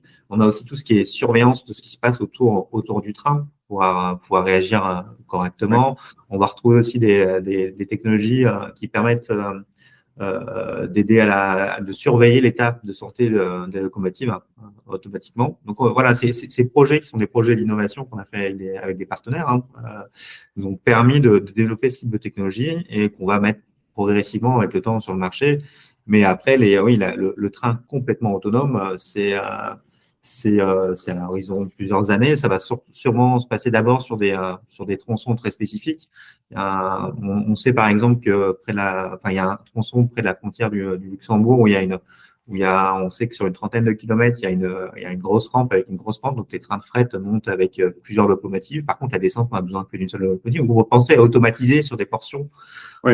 Des portions, c'est intéressant parce que c'est aussi des portions au niveau des frontières. On a besoin de conducteurs qui ont à la fois l'expertise du système de signalisation français et aussi luxembourgeois, allemand. Donc, des ressources assez rares. Donc là, l'automatisation pourrait être intéressante. Louis, oui, tu voulais intervenir. Ouais, question pour Olivier. Dans vos systèmes, je comprends le fait que vous utilisiez des modèles de vision, évidemment, pour voir les choses sur la route, ou voir sur les rails ou sur le bord du chemin. Est-ce que vous utilisez aussi des modèles type LLM? Est-ce qu'il y a des systèmes de réflexion pour analyser la situation, ou tu vois, cette partie prise de décision, elle s'appuie sur quel genre de mécanisme aujourd'hui? Ouais, alors effectivement, il y a un vrai challenge en général pour le train autonome, sur lequel globalement l'industrie on va dire, travaille, qui est la prise de décision. C'est typiquement, je prends un exemple, c'est un train qui va être sur la voie, il y a un feu sur le côté. Donc, normalement, quand il y a un feu, l'instruction, c'est de s'éloigner le plus rapidement du feu, on va dire. Mais par contre, s'il y a un obstacle en face, qu'est-ce que tu fais, quoi?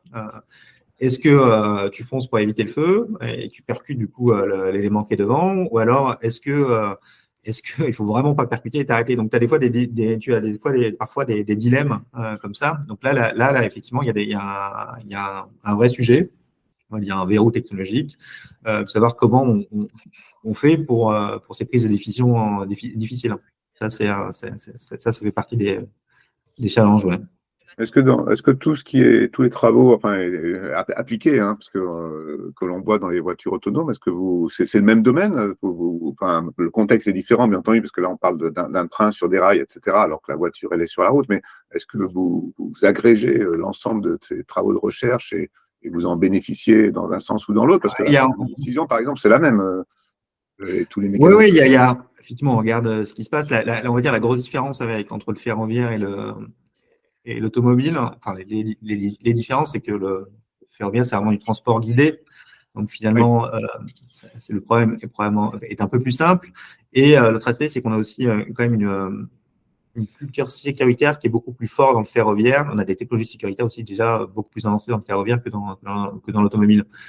Donc, ce qui fait que probablement, il y a plus, on va dire la voiture complètement autonome, c'est un gros challenge. On ne sait pas si un jour, moi, j'aurai une voiture autonome.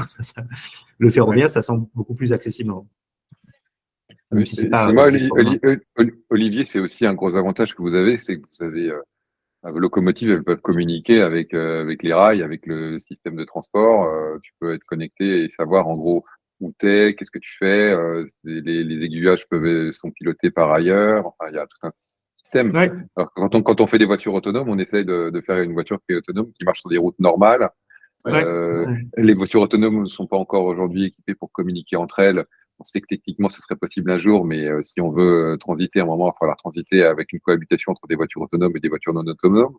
Là, quelque part, sur tes rails, t'es à la maison, quoi. Tu branches Ah, sur ce que tu veux. Oui, mais et déjà, c'est déjà le cas. Hein, le train, quand tu prends le train, il communique avec l'infrastructure. Ça, c'est les technologies, toutes les technologies de signalisation ferroviaire. Aujourd'hui, il y a effectivement les feux que tu vois, mais il y a les technologies où c'est par ondes radio, en fait. Donc, effectivement, la Ouais. communication avec l'infrastructure existe déjà complètement. Mais ouais, du coup, ça différent. m'étonne. Parce qu'il y a des voitures autonomes qui roulent aujourd'hui. Il y a des taxis autonomes sans conducteur à San Francisco. Hein. Il y a les Waymo, là, ils parcourent les rues, ça existe, ça marche. Alors, Oui, bien pourquoi sûr. ça marche pas avec les trains? Enfin, pourquoi tu me parles de 2030 qui- En Bah, fait, il il est où le problème? Pourquoi vous n'y êtes pas encore? Je ne y a toute veux pas être méchant, mais il y a l'aspect sécuritaire qui est la partie démonstration de sécurité et après toute la partie, on va dire, interopérabilité. Donc, c'est un peu les choses qui avancent. Mais voilà, mais on y travaille. Oui. Et la relation alors avec l'impact climat, justement, parce que alors, là, dans l'épisode précédent, nous avions aussi un expert de la sobriété numérique et comme on parle beaucoup actuellement du lien, enfin, c'est un peu antagoniste apparemment, sobriété numérique et intelligence artificielle. Donc, comment vous traitez, vous voyez cette problématique-là? Alors, au niveau du monde industriel, j'imagine que c'est fondamental effectivement comme problématique. Peut-être moins, Louis, de ton côté comme problématique, mais comment moi, vous... je travaille enfin, la partie de l'IA sur laquelle je travaille, c'est avoir le maximum d'intelligence. Vous avez dû le comprendre avec ce que je disais quand je voulais travailler sur des gros projets et répondre à des questions difficiles. Je travaille sur les projets à la pointe où on veut du coup toujours utiliser les IA les plus intelligentes et on les utilise beaucoup. Quand je disais des agents qui travaillent, qui réfléchissent et qui lisent les documents plusieurs fois et qui intègrent tout ça, ça fait plein de requêtes. D'accord? Donc on consomme beaucoup d'IA. Ouais. Et donc on sait que ça consomme de l'électricité, etc. Mais l'électricité est de plus en plus verte. On a le nucléaire, qui est quand même une technologie qui marche très très bien pour ça, et des nouvelles technologies de renouvelables qui ont fonctionné. Donc, quelque part, voilà, c'est pas comme si on cramait du charbon en fait pour faire tourner les IA, quelque part. Ça, c'est le premier point. Le deuxième point, c'est que on a des défis à l'échelle mondiale sur ça, sur l'énergie et sur la production d'énergie et le renouvelable et lutter contre le changement climatique. Ça, c'est ce qui va nous permettre vraiment de résoudre au final ce problème, c'est la science et la technologie. Et donc, on peut se demander, est-ce que l'IA va nous aider à faire de la science et de la technologie? Et la réponse là-dessus, c'est le plus gros oui de l'histoire de la technologie. On n'a jamais eu une technologie aussi adaptée pour nous aider à faire d'autres technologies et de la science. Et ça va de la science super basique, comme inventer des nouveaux matériaux, inventer des nouvelles, de nouvelles possibilités pour traiter l'énergie ou générer l'énergie ou résoudre des tas de problèmes, que ce soit les problèmes des panneaux solaires, etc., etc.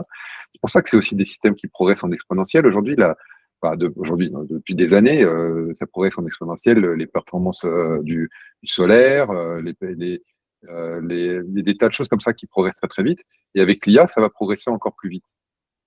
Après, bien sûr qu'il y a des dangers avec l'IA, et moi, je suis assez inquiet de ces dangers, et je pense qu'il faut faire très attention. Donc, ça crée des nouveaux dangers. Mais celui de l'environnement, au contraire, là, je vois l'IA comme quelque chose qui est la meilleure chance qu'on a de nous Une sauver, c'est solution l'IA. qu'un problème. C'est la seule, parce que s'il fallait 200 ans aux scientifiques humains pour trouver les solutions au problème, 200 ans, c'est trop long. Oui. Voilà. Avec l'IA, on a une chance d'avoir les solutions dans 10 ans. Et des vraies solutions. Ouais. Pas seulement celles qui vont nous permettre de diminuer notre empreinte carbone et de limiter la casse pour dans 50 ans. Non, celles qui vont nous permettre de nettoyer l'atmosphère et nettoyer la planète et les océans, tout ça. Bah, ça, on peut le faire avec de la science et de la tech, et l'IA va nous aider à faire cette science et cette tech. D'accord. Et vous partagez ça chez Alstom, Olivier, comme vision aussi Globalement, oui. Après, c'est peut-être juste pour ce qui est un peu une problématique qui vient avec l'IA générative et les modèles aujourd'hui, c'est que ça devient tellement facile de s'appuyer sur des modèles qui consomment énormément de GPU ou de ressources, on va dire de ressources, c'est qu'on se retrouve des fois à utiliser ces algos pour traiter des sujets très simples et en consommant énormément de temps GPU et temps CPU. Et ça a effectivement un peu d'impact climat, ça a aussi des coûts pour l'entreprise. Et ça, c'est un peu les dérives, moi, je vois.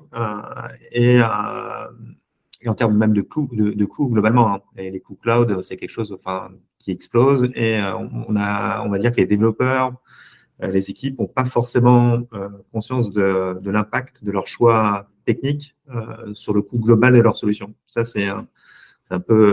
Je donnais l'exemple tout à l'heure de notre solution pour les mainteneurs.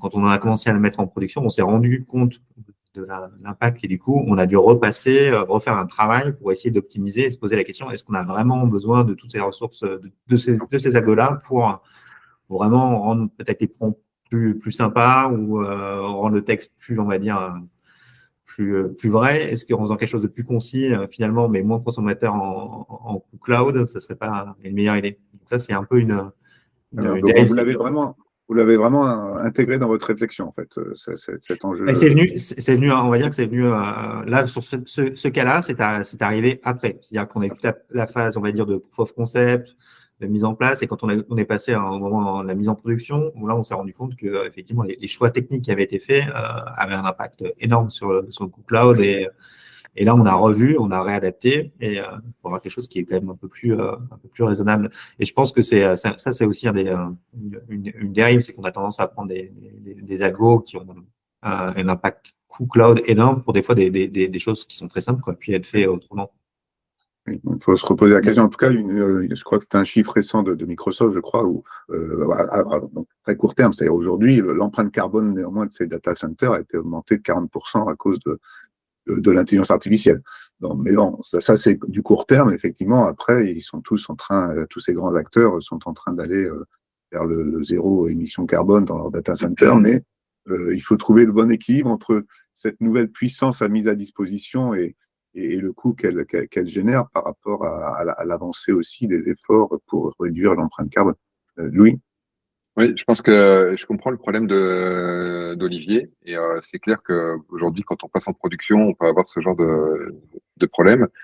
Et ça dépend aussi beaucoup de qu'est-ce que tu résous avec ces appels à l'IA. Effectivement, si c'est une tâche qui a beaucoup de valeur, à ce moment-là, tu vas trouver que l'IA, c'est pas cher. Si c'est une tâche qui est utile, mais petite valeur, où il faut faire c'est beaucoup de requêtes, etc., pour générer cette valeur, effectivement, il faut optimiser les coûts de ta solution aujourd'hui.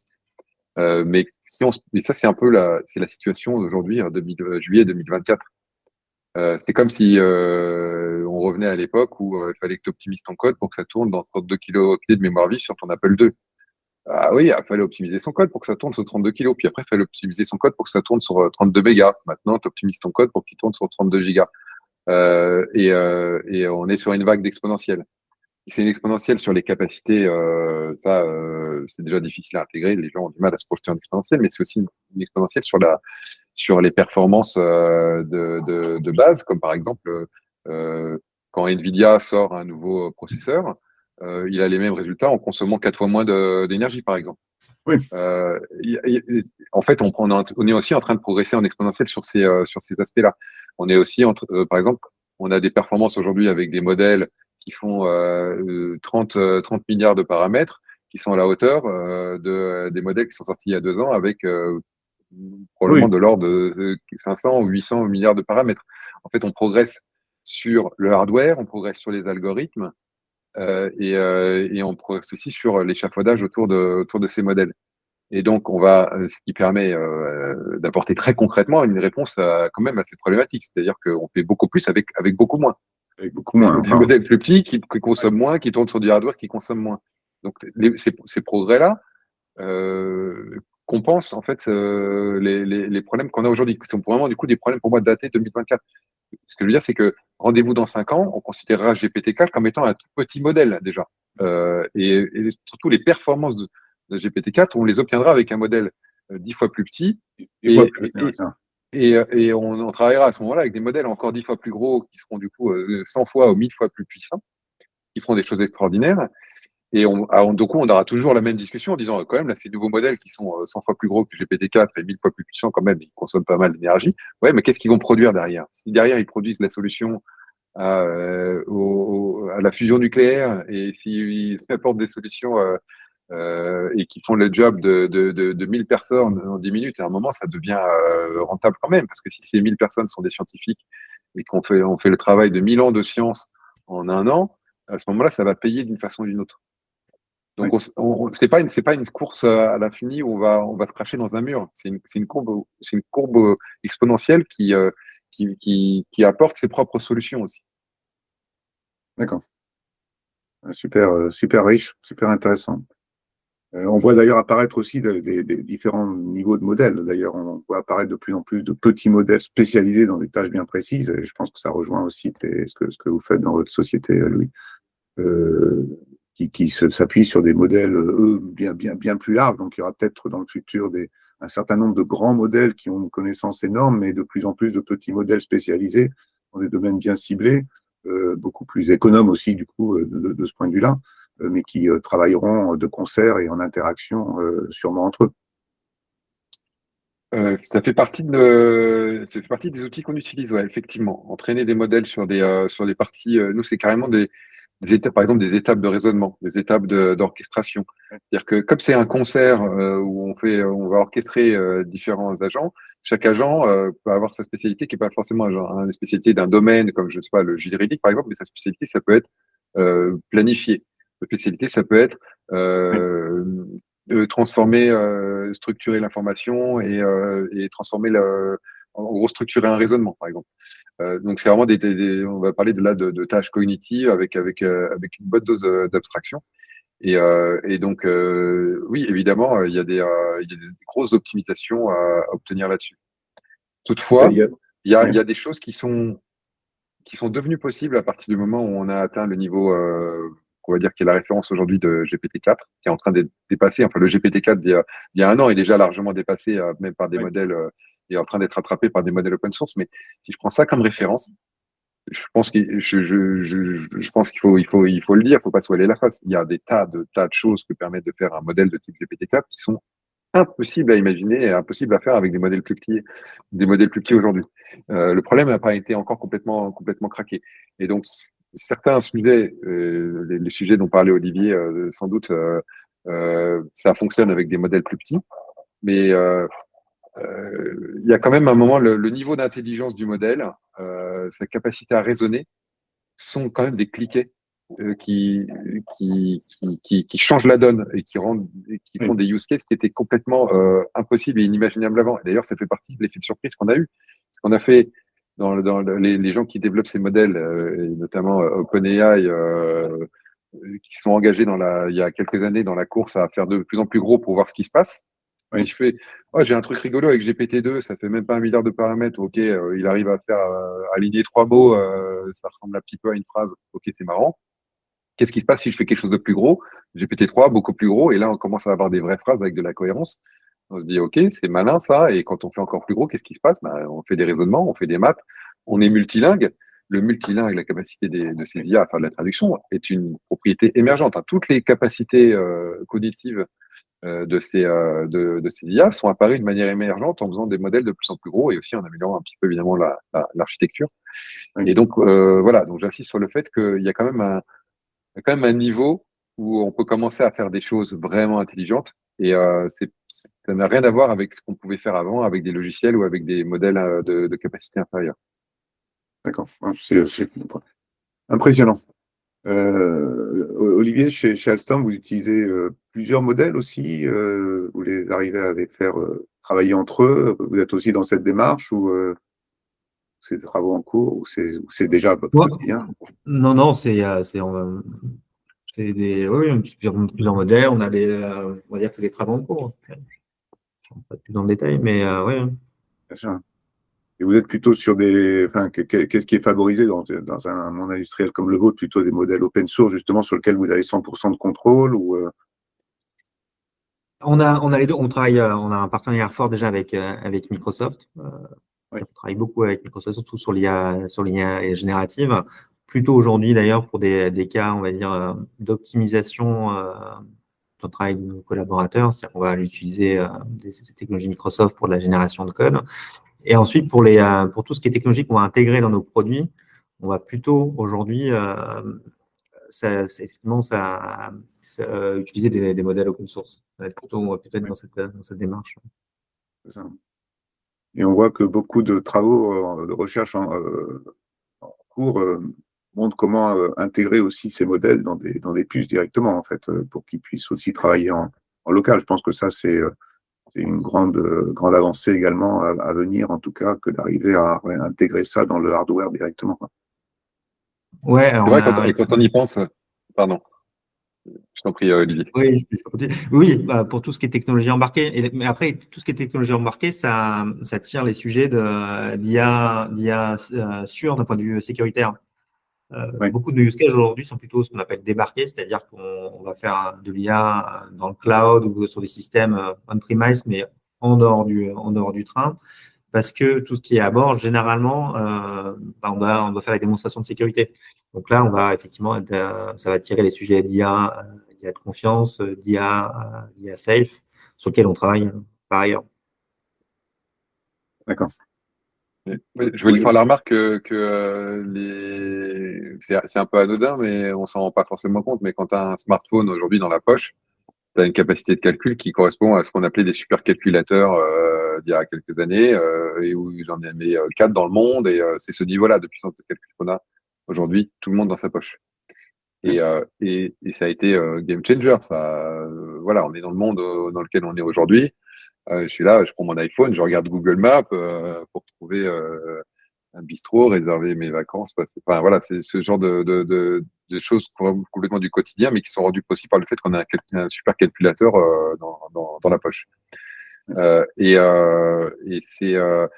je pense que c'est un incontournable, le fait d'avoir des choses en local et d'avoir des modèles puissants et des processeurs qui sont capables de faire de l'IA directement sur place sur son smartphone et sur son ordinateur personnel. Aussi parce que c'est plus proche. Juste parce que c'est plus proche de toi. Donc, du coup, tu as un temps de réponse qui est de l'ordre de la milliseconde, voire moins. Aussi, tu as toutes les données qui sont locales et qui sont immédiatement disponibles, comme par exemple ce que voit la caméra du smartphone. Il y a des tas de choses comme ça. On pourrait dire, ah oui, mais si je prends les images, les upload dans le cloud me répond, etc. Il y a forcément des latences et c'est dommage. Donc, en fait, je pense on va se retrouver à optimiser ces systèmes un peu comme on l'a fait avec les ordinateurs et Internet, en fait, parce qu'en fait, c'est un schéma d'optimisation classique. C'est-à-dire, dans ton ordinateur, tu as de la mémoire vive, ton ordinateur, il a un disque dur, et puis quand il se connecte à Internet, il a accès à tout, tout l'Internet. Mais bon, c'est pas parce qu'il y a Internet derrière que ton ordinateur, il n'a pas de mémoire vive, quoi. Et en fait, on continue d'avoir... et tu as un disque dur aussi. Ouais. Et dedans, tu as des systèmes de cache, c'est-à-dire que les informations que tu es déjà allé chercher il y a une heure, il ne va pas les rechercher de nouveau, etc. Ouais. Et je pense qu'on va avoir un système comme ça, avec différentes échelles de proximité. Oui, toute une architecture. Un premier niveau de réponse, etc. C'est ce qu'Apple va sortir dans iOS 18. Exactement, avec Apple Intelligence. Ouais. Voilà. Là, l'arbitrage entre est-ce que je réponds vite fait avec mon petit cerveau qui est sur place ou est-ce que j'ai besoin du gros cerveau qui est dans le cloud. Et je pense aussi qu'on va rentrer dans un système qui correspond à quelque chose qui existe aussi dans le cerveau des humains, qui est le cache de pensée. Les humains, la seule manière qu'ont les humains de pouvoir réfléchir, c'est parce qu'en fait, ils ont déjà des réponses préconçues à des tas de questions. Ils n'ont pas besoin de se reposer la question. Et parfois, du coup, ça introduit des biais. C'est un des problèmes, parce que je le dis, c'est comme ça s'appelle, c'est un préconçu. On sait que si j'ai une mémoire en cache, la réponse de quelque chose en cache, ça veut dire que je suis plus en train d'y réfléchir, donc c'est une idée préconçue. Mais vu la vitesse à laquelle tourne le cerveau, je crois que c'est à peu près de l'ordre de 100 Hertz, avec des capacités à faire en gros des raisonnements en quelque chose comme quelques dizaines d'étapes, mais pas plus. En fait, si on devait à chaque fois reconstruire toutes ces pensées en permanence, on pourrait pas. Ça marcherait pas. La mécanique du cerveau marcherait pas. On fonctionne avec un système de cache de pensée qui existe depuis l'époque des chasseurs-cueilleurs dans la brousse, où à ce moment-là, ça a été optimisé pour fonctionner dans cet environnement-là. Et c'est le genre de choses, à mon avis, qu'on va réussir à optimiser aussi avec les IA, parce que réfléchir à tout le temps, c'est trop long et c'est trop cher. Il faut avoir, en gros, déjà réfléchi. Ça, nous, on a déjà ça dans nos systèmes aujourd'hui. Par exemple, quand on a un travail préalable qui n'est fait qu'une fois, par exemple, pour apprendre un certain domaine, un certain métier. Je vous disais tout à l'heure qu'on pouvait faire de l'apprentissage in context, donc ça voulait dire qu'il fallait trouver les éléments qu'on allait mettre dans les prompts. Et que ça, je vous l'ai pas dit, mais en fait, ce système-là, on l'a automatisé avec l'IA, donc elle va être capable elle-même d'automatiser. Générer en gros, ses propres. Voilà. elle génère son propre manuel pour faire faire tel métier. Grâce à sa connaissance qu'elle a elle-même, elle peut chercher des informations sur le web et aussi nous, quand on travaille sur un projet, on peut lui donner directement la notice ou les éléments, dont les règles, et le savoir et le savoir-faire dont elle a besoin. On le pré-crunch en fait. On organise cette information de manière intégrée pour que après, quand on en a besoin, on avait déjà le bon contexte et le bon élément de réponse. Et donc, un gros travail de préalable, ça peut prendre des heures de compute et ça peut nous coûter des centaines de dollars d'API, ce genre de choses. Mais après, quand on s'en sert, par exemple, pour une tâche, à ce moment-là, la tâche elle-même va consommer beaucoup moins et elle va être beaucoup plus rapide. Super. Merci, Louis, merci Olivier. Nous arrivons à la fin de notre podcast. Dawson a dû nous quitter. Donc, il avait l'habitude il a l'habitude de poser une petite question finale à nos invités. C'est quel est un livre que vous auriez à nous recommander en ce moment. Donc, si vous avez, Olivier et Louis, une recommandation particulière à nous faire, ce serait sympa. Moi, j'en ai plusieurs. Ouais.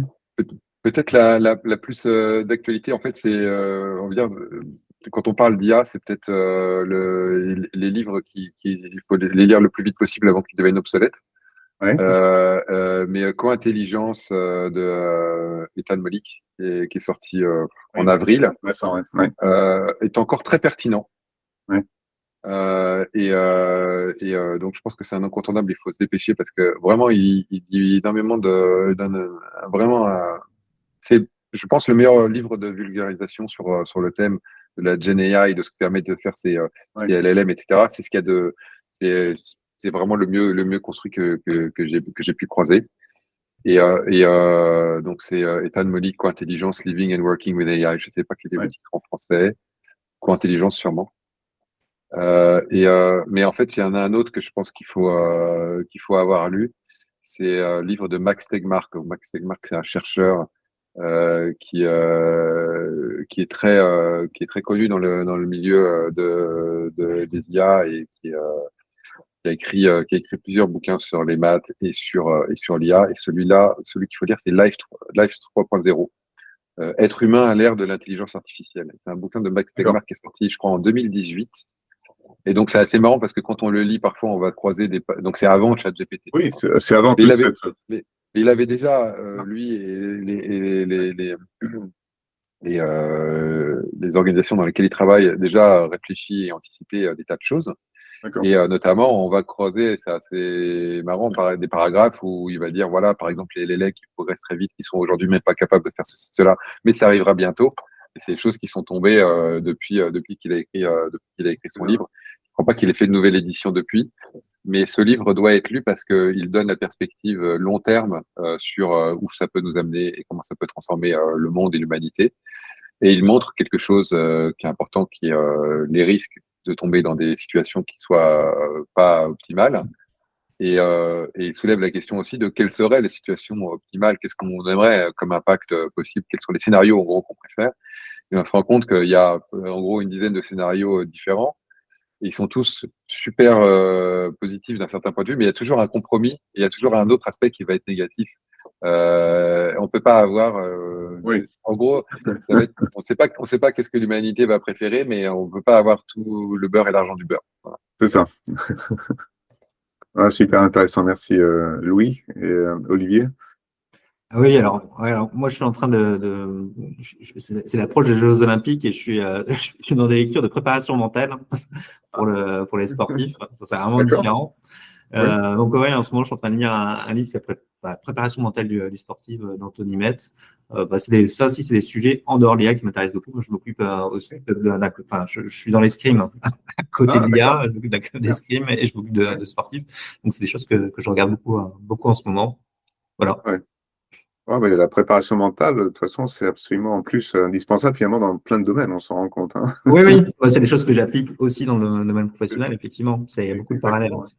Ouais, beaucoup de parallèles. Écoutez, merci infiniment à tous les deux, Olivier et Louis. Ça a été passionnant notre débat. Et eh bien, nous vous donnons rendez-vous pour un prochain épisode de la voix du CDO. Merci à tous et à très bientôt. Merci Miguel. Merci Miguel. À bientôt. Au revoir. Au revoir. Et voilà, c'est tout pour aujourd'hui sur la voie du CDO. J'espère que cet épisode vous a apporté des idées précieuses et a ouvert de nouvelles perspectives sur l'utilisation de l'intelligence artificielle dans votre stratégie digitale. Si vous avez aimé notre conversation et que vous souhaitez soutenir le podcast, n'oubliez pas de le noter avec 5 étoiles et de laisser un commentaire sur votre plateforme d'écoute préférée. Votre soutien nous aide à grandir et à partager nos idées avec une communauté de plus en plus large. N'hésitez pas non plus à partager cet épisode à vos proches et sur LinkedIn et à taguer la voix du CDO. Retrouvez-nous le mois prochain pour un nouvel épisode plein de surprises, d'innovations et des invités toujours plus inspirants. D'ici là, continuez à innover, à expérimenter et à diriger. C'était un plaisir de vous avoir accompagné aujourd'hui. À très vite sur la voie du CDO.